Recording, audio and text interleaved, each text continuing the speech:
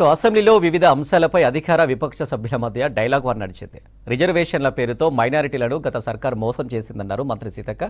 కాంగ్రెస్ ప్రభుత్వం వల్లే మైనారిటీలు గిరిజనులకు మేలు జరిగిందన్నారు. అవసరమైతే అసెంబ్లీ సమావేశాలను పొడిగించాలన్నారు బీఆర్ఎస్ ఎమ్మెల్యే కేటీఆర్. షరతులు లేకుండా రైతు రుణమాఫీ అమలు చేయాలన్నారు బీజేపీ నేత ఐలెటి మహేశ్వర్ రెడ్డి. పదులపై రాత్రి చర్చిస్తుండగా బీఆర్ఎస్ ఎమ్మెల్యేలు ఆందోళనకు దిగారు. తమకు మాట్లాడే ఛాన్స్ ఇవ్వడం లేదని సభ నుంచి వాకౌట్ చేశారు బీఆర్ఎస్ బీజేపీ సభ్యులు.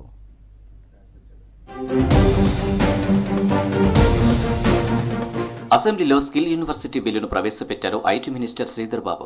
మంగళవారం 19 పద్దులపై చర్చ జరిగింది. వ్యవసాయం, సహకార, నీటిపారుదల, ఆర్ఎండ్బి, పంచాయతీరాజ్, రెవెన్యూ, రిజిస్ట్రేషన్లు, గృహ నిర్మాణం, పౌర సరఫరాలు, పశుసంవర్ధక, పర్యాటక, క్రీడా శాఖల పద్దులపై సభలో డిస్కషన్ జరిగింది. సభ్యులు సుదీర్ఘ ప్రసంగాలు చేయకుండా సూటిగా విషయాలు చెప్పాలని సూచించారు speaker. I beg to move for leave to introduce the Young India Skills University Public-Private Partnership Bill 2024. మైనారిటీలకు రిజర్వేషన్లు ఇస్తామని గత బీఆర్ఎస్ సర్కార్ మోసం చేసిందని విమర్శించారు మంత్రి సీతక్క. రాష్ట్ర బడ్జెట్లో మైనారిటీలకు బడ్జెట్లో చాలా కేటాయింపులు చేశామన్నారు. పోడు భూముల చట్టం తీసుకొచ్చింది కాంగ్రెస్ పార్టీని అని గుర్తు చేశారు. 10 ఏళ్లలో గిరిజనులకు బీఆర్ఎస్ ఏం చేసిందో చెప్పాలన్నారు. తమ తల్లిదండ్రులు పోడు వ్యవసాయం యాక్టుకు అర్హులు కాబట్టి వారికి పట్టా వచ్చిందని చెప్పారు మంత్రి సీతక్క. ఇప్పటికీ తమ తండ్రి పోడు వ్యవసాయం చేస్తున్నాడని వివరించారు. ఆదివాసీ బిడ్డగా కాంగ్రెస్ ప్రభుత్వం పెట్టినటువంటి హక్కు ప్రకారం నా తండ్రికి పోడు భూముల పట్టా హక్కు వచ్చింది. అది కూడా మీ ప్రభుత్వం వచ్చిన తర్వాత 10 ఏళ్ల తర్వాత ఎన్నికల ముందు మీరు తీసుకున్నారు. అప్పటిదాకా చాలా మంది గిరిజనులకు పట్టాలు రాక ఇబ్బంది పడ్డ మాట వాస్తవము. మరి కాంగ్రెస్ ప్రభుత్వంలో మీరు రైతు బంధు తీసుకునేటోళ్ళు ఎమ్మెల్యేలు, మంత్రులు ఉన్నారు. అదే విధంగా ఇంకా రకరకాల స్కీమ్స్ తీసుకుంటూ ఉన్నారు. గత బీఆర్ఎస్ ప్రభుత్వం రైతులను పట్టించుకోలేదన్నారు కాంగ్రెస్ ఎమ్మెల్యే మనోహర్ రెడ్డి. ధాన్యం కొనుగోలు సెంటర్లలో కనీస సౌకర్యాలు లేకపోవడంతో రైతులు తీవ్ర ఇబ్బందులు పడ్డారని చెప్పారు. బీఆర్ఎస్ పాలనలో గన్ని బ్యాగుల కొరత ఉండేదని, లారీలు సకాలంలో రాకపోయేవని విమర్శించారు. కాంగ్రెస్ సర్కార్ ధాన్యం కొనుగోలులో ఇబ్బందులు తీర్చిందన్నారు మనోహర్ రెడ్డి. గతంలో ఎప్పుడైనా మనం April first Vicco second Vicco మనం స్టార్ట్ చేస్తూ ఉంటుంటాం అధ్యక్ష. ఈసారి ఆ విధంగా కాకుండా మార్చి 3rd వీక్లోనే ఈసారి ముందుగా సీజన్ కొద్ది ఒక 15 రోజుల ముందే మనం స్టార్ట్ చేసి బ్రహ్మాండంగా రైతుల అందరూ కూడా ఎలాంటి ఇబ్బంది లేకుండా అధ్యక్ష, వర్షాలు పడ్డ తడిసినటువంటి ధాన్యాన్ని కూడా మనం సేకరించడం జరిగింది అధ్యక్ష. గతంలో గన్ని బ్యాగులు లేక చాలా ఇబ్బంది పడేది. ఈసారి ఈ రబ్బీ సీజన్లో ఎక్కడ కూడా ఏ రైతుకు గన్ని బ్యాగులు ఇబ్బంది లేకుండా వారికి ట్రాన్స్పోర్టింగ్ కూడా అధ్యక్ష ఇమ్మీడియట్ ఆ కల్లాల ఒడ్లు పేమెంట్ అయిపోయిన వెంబడే వాళ్లకు లారీ కూడా ట్రాన్స్పోర్టింగ్ మనం చేయడం జరిగింది అధ్యక్ష. రైతు రుణమాఫీకి అవసరమైన నిధులు బడ్జెట్లో కేటాయించలేదన్నారు బీజేపీ నేత ఐలెటి మహేశ్వర్ రెడ్డి. ఎలాంటి కండిషన్లు లేకుండా రుణమాఫీ అమలు చేయాలన్నారు. రైతు భరోసా, రైతు బంధుకు వేరువేరుగా నిధులు కేటాయించాలన్నారు ఏలేటి. ధరణిలో జరిగిన అవినీతిపై విచారణ సీబీఐకి అప్పగించాలన్నారు. లక్షల ఎకరాల భూమిని బీఆర్ఎస్ నేతలు కాజేస్తే ఎందుకు విచారణ జరపరని ప్రశ్నించారు. కాంగ్రెస్ ప్రభుత్వం అధికారంలోకి వచ్చిన తర్వాత ఇచ్చేది ఇస్తుందని చెప్పేసి ఆ రోజు ముఖ్యమంత్రి గారు చెప్పారు. మరి అదే మాదిరి అప్పుడు ఇవ్వాల్సినటువంటి రైతు బంధు మొన్నటి వరకు మరి ఇచ్చారు. దాని తర్వాత ఈ ఏడాది వచ్చేటువంటి రైతు బంధు ఇంకా రాలేదు. మరి రైతు భరోసా నిధులు ఏమన్నా రుణమాఫీకి మలుస్తున్నారా? ఎందుకంటే బడ్జెట్ చూస్తే అట్టే కనబడతా ఉన్నది. వ్యవసాయ రంగాన్ని పరిశ్రమగా గుర్తించాలన్నారు సిపిఐ ఎమ్మెల్యే కూనంనేని సాంబశివరావు. పరిశ్రమలకు ఇచ్చే రాయితీలు ఇవ్వాలని కోరారు. వ్యవసాయ రంగానికి ప్రత్యేక బడ్జెట్ కేటాయించాలన్నారు. స్వామినాథన్ కమిషన్ సిఫారసులను అమలు చేయాలని డిమాండ్ చేశారు. గ్రామాల్లో మౌలిక సౌకర్యాలు కల్పించాలన్నారు కూనంనేని సాంబశివరావు. పోడు సమస్యలు పరిష్కరించాలన్నారు. వ్యవసాయ కూలీలను ఆదుకోవాలని చెప్పారు. ఏది వచ్చినా సరే మొదటి దెబ్బ ఎవరి మీద పడుతుందంటే అది ఎండలు కానీ వర్షాలు కానీ ఇంకేదైనా కానీ మొదటి దెబ్బ రైతు మీద పడుతుంది. వ్యవసాయం పండకపోతే రైతుకి దెబ్బతింటాడు, కానీ ఉద్యోగస్తులకు జీతభత్యాలు వస్తాయి. వడ్ల కొనుగోలుపై కాంగ్రెస్ వర్సెస్ బీఆర్ఎస్ మధ్య మాటల యుద్ధం నడిచింది. హౌస్ కమిటీ పెట్టి విచారణ చేయాలని డిమాండ్ చేశారు బీఆర్ఎస్ ఎమ్మెల్యేలు.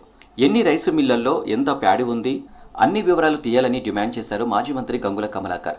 యాసంగి దొడ్డు బియ్యానికి బోనస్ ఇస్తామని చెప్పి ఎందుకు ఇవ్వట్లేదన్నారు. ఎప్పుడు ఇస్తారో స్పష్టంగా చెప్పాలన్నారు గంగుల కమలాకర్.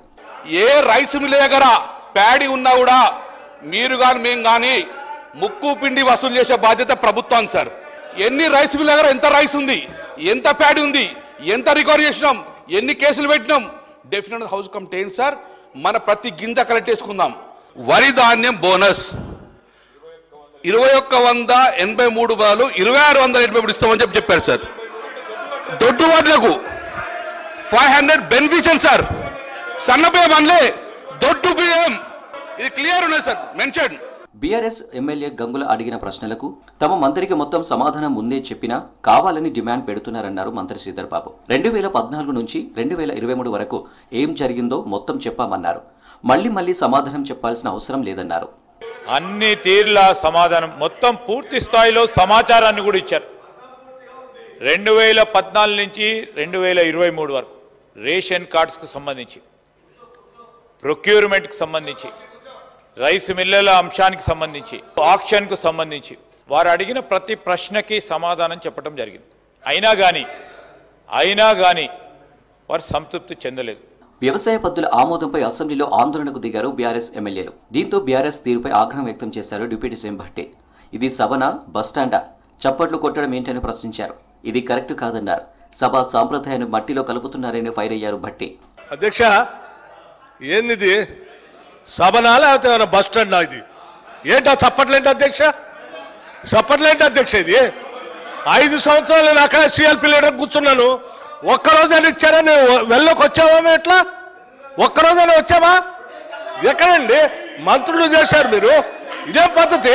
ఇట్లా ఈ రకంగా కూర్చొని సభ మధ్యలో కూర్చొని ప్రజాస్వామ్యాన్ని ప్రతీకగా ఉన్నటువంటి ఈ సభలో మధ్యలో కూర్చొని చప్పట్లు కొట్టుకుంటా ఇదే ఆనందం అధ్యక్ష. ఇది కరెక్ట్ కాదు అధ్యక్ష. సన్నబియ్యానికి బోనస్ ఇస్తామనడం సంతోషమన్నారు మాజీ మంత్రి కేటీఆర్. మేనిఫెస్టోలో దొడ్డు వడ్లకు కూడా బోనస్ ఇస్తామని పెట్టారని వాటినే తాము అడిగామన్నారు కేటీఆర్. సివిల్ సప్లైస్ లో 1100 కోట్ల కుంభకోణం జరిగిందన్నారు.